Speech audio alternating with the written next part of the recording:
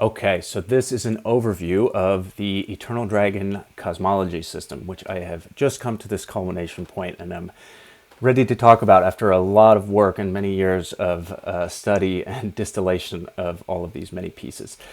I'm going to try to keep this into coherent narrative. There's a lot of complexity in this. I'm going to do my best to string it together, and it's all very fresh in my mind right now. So this is an astrological system that I want to talk about that is partly based on the Eternal Dragon, which is this language of archetypes that I downloaded, channeled in a deep dive plant medicine experience several years ago. And after many, many years of study of all of these esoteric science systems, from the tarot to astrology, chakras, Chinese medicine, many, many different cultural systems of study around these kinds of things. And I always had this sense that there were these geometric components to each of these systems, and that they didn't seem to fit together. They all have these different kind of numeric qualities to them, but I had this sense they were part of a unified puzzle, that there was some master key to how they fit together. And in this plant medicine journey, I saw that it was all connected to the human anatomy through the spinal cord, and that the bones in the spine correspond to the aspects of these different systems. It's like I kind of use this analogy of the parable of the blind men touching the elephant, that there's all these different blind men who are touching different parts of the elephant. And one says, oh, it's like a smooth, long spear. And then another says, no, it's like a tree trunk. And then another says, no, it's this big leathery thing. And they're all right, but they're just touching different parts of the animal. And so these different systems are all correct, but they're just looking at different parts of the anatomy. So the 22 archetypes of the major arcana of the tarot, which correspond to the 22 Hebrew letters, are equated to the skull. The human skull has 22 bones in it. There are 7 bones in the cervical spine, in the neck, which corresponds to the 7 chakras. 12 bones in the thoracic spine, in the mid-back, which is connected to our rib cage. That's the 12 signs of the zodiac. 5 elements in Chinese medicine, 5 bones in the lumbar spine, and then 9 bones in the tailbone and coccyx fused together that correspond to this 9-leveled underworld, which is in many different myths across many cultures, from the Aztec underworld to the Norse mythology to Dante's Inferno. So all of these pieces together form up this unified archetypal database of the human experience. And I created a tarot-style oracle deck based on all of this, where there's a card for each one of these archetypes in these 5 systems. So 22 bones, 22 archetypes in the skull, plus 33 in the spine, makes 55. So this is a 55-card deck of all of these different archetypes. And this is a whole deep dive study in itself. I wrote a book about this, which has a very deep dive into much more around the sacred geometry and how all of these things fit together, and how this is all an emanation. These geometric forms are these different emanations from these 5 foundational principles of the oneness as it divides into individuation through these different patterns.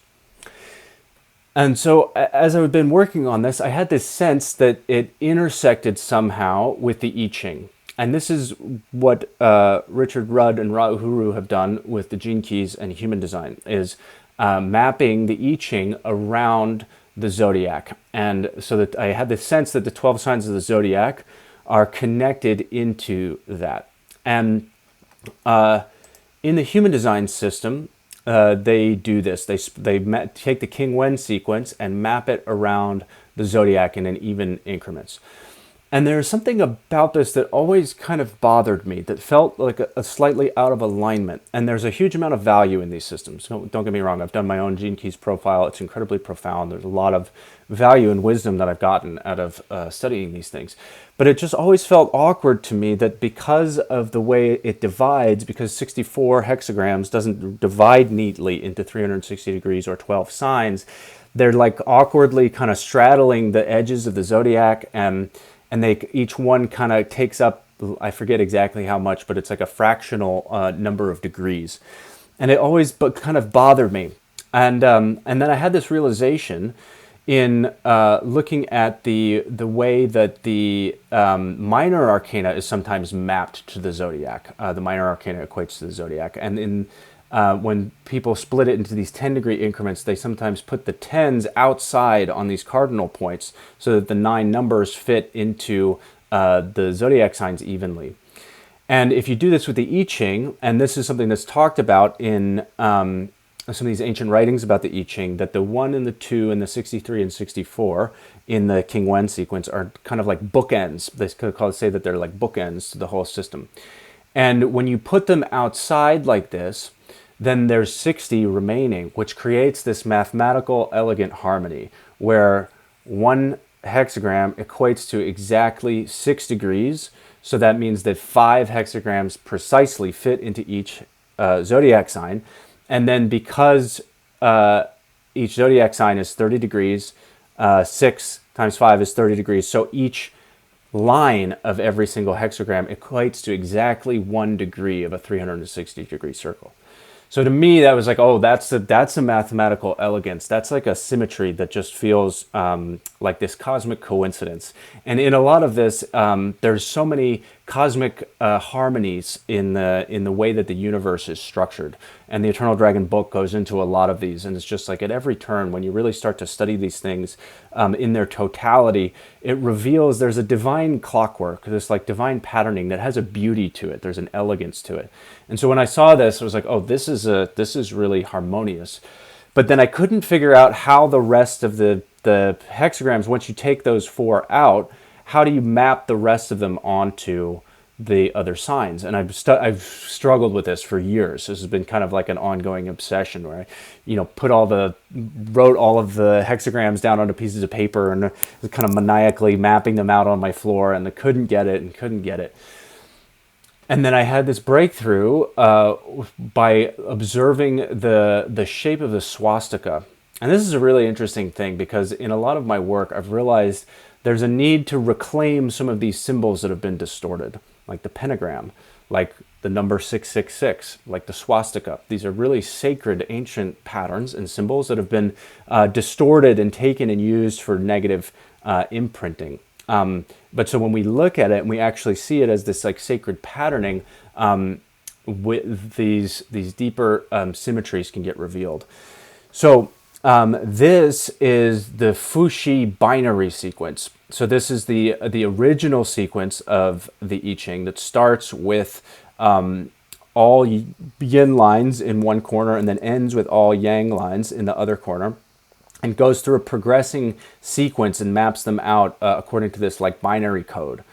And if we use this kind of patterning of 4 spiraling arms, and we map it like this with as these 4 quadrants that are spiraling in on each other, and we arrange it so that it lands with the 63 and 64 at the east and west horizon points, and then the 1 and the 2 at the north-south gates, then we get this beautiful harmony. And I've got it open here so we can see it in a little more detail, a little more up close. And it just geometrically works out so beautifully, like the way that the 24 and the 23 sit on either side of the 2. Well, just when you see it visually, it just maps in this way that has this elegant harmony. And then the litmus test for me was, is this going to apply well when I look at it with my gene keys, when I see my gene keys profile from this alternate mapping. And it really blew me away. When I first looked at this, it was really kind of stunned and floored by it, like how profoundly it spoke to me. And I got this sense that the original mapping of the gene keys was not wrong, but this is just like a different kind of iteration of the system. And similarly in astrology, you can, there's different ways to map the zodiac. Sometimes people I just use a regular tropical astrology, but some people use this draconic astrology where you use the moon nodes as the axis of the zodiac, and then you get this kind of different lens on your soul blueprint. So this is kind of like an evolutionary iteration of this. But something very profound happens when you look at the zodiac like this, because now each sign is distinctly 5 hexagrams. So each sign in itself is like a story, it's a journey like across these different hexagrams. And a lot of this mapping, I figured out this geometry by myself, but a lot of the kind of meaning making and mapping, I would not have been able to do this without AI.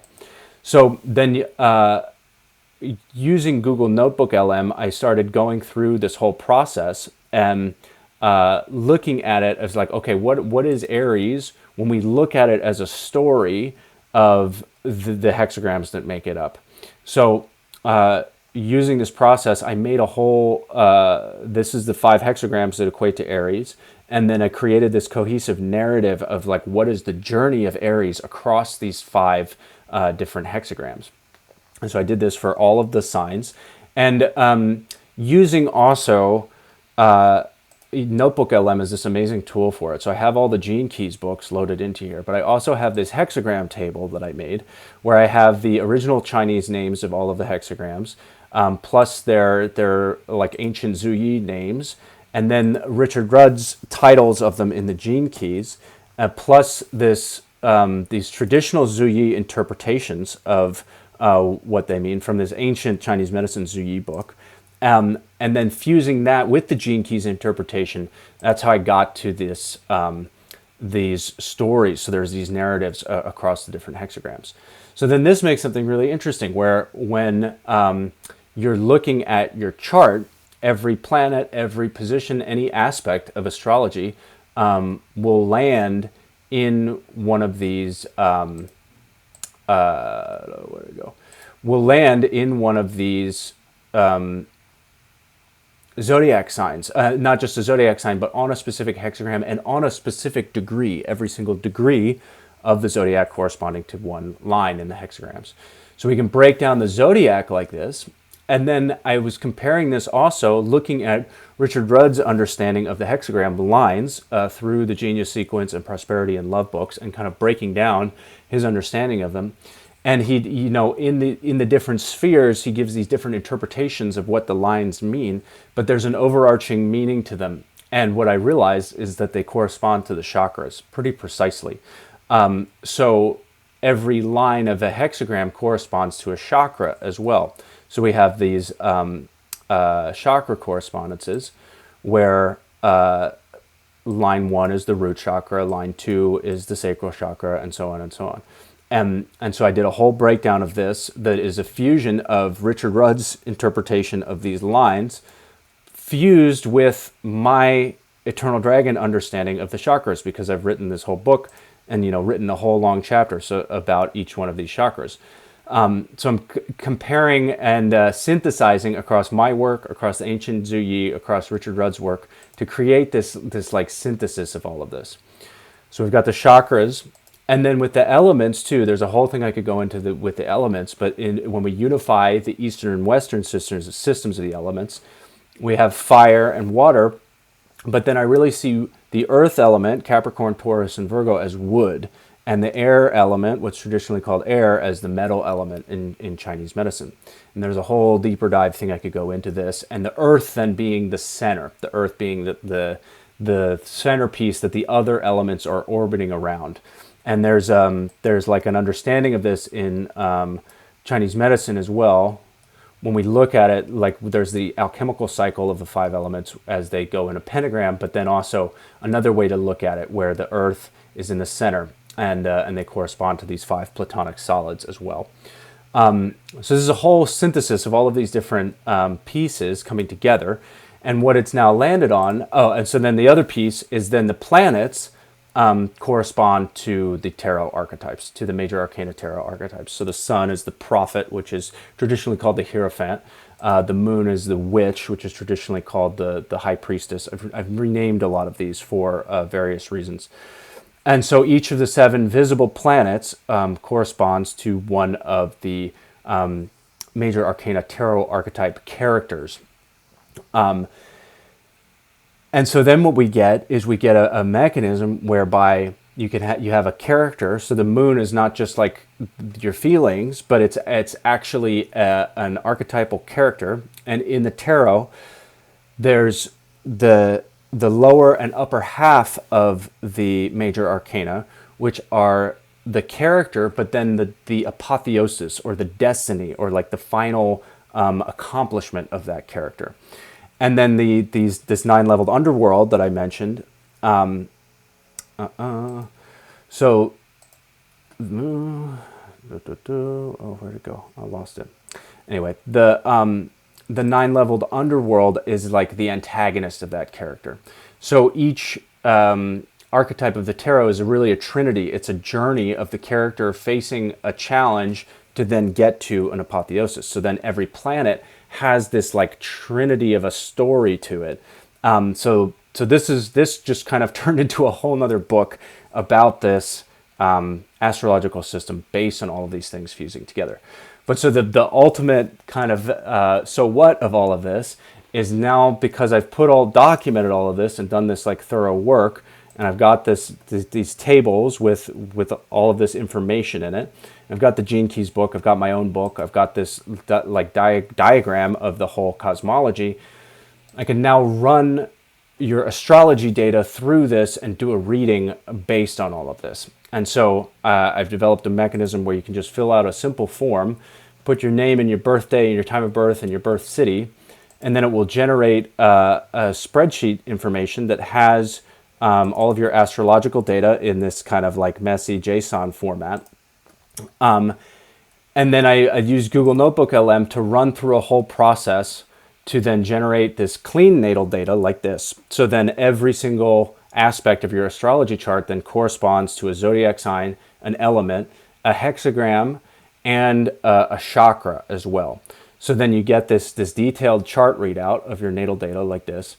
And then you can go through, and then I go through a whole process where we look at the ascendant and the descendant, and the Imam Cheli and the midheaven, and then the core luminaries of the sun and the moon, all the visible planets, the outer planets, the asteroid goddesses, the centaurs, these phantom points of the moon nodes. It's just a very thorough deep dive, and then finally going through all of the aspects of like the conjunctions and the trines and the squares and all of this. And then I do like a final conclusion. And all of this is done with AI, with this detailed prompting system that I made to use with Google Notebook LM. So it's at this point now where it's all this complexity, but I just put in your data and then go through this series of prompts, and then it comes out with this very, very detailed synthesis of all of the astrological information according to all of these pieces. Okay, I think that was a pretty thorough explanation of it. Thanks for listening if you got this far. I hope you enjoyed this. And a lot more coming with this soon. This is going to turn into a whole book at some point. But yeah, just starting to share this and talk about it with more people.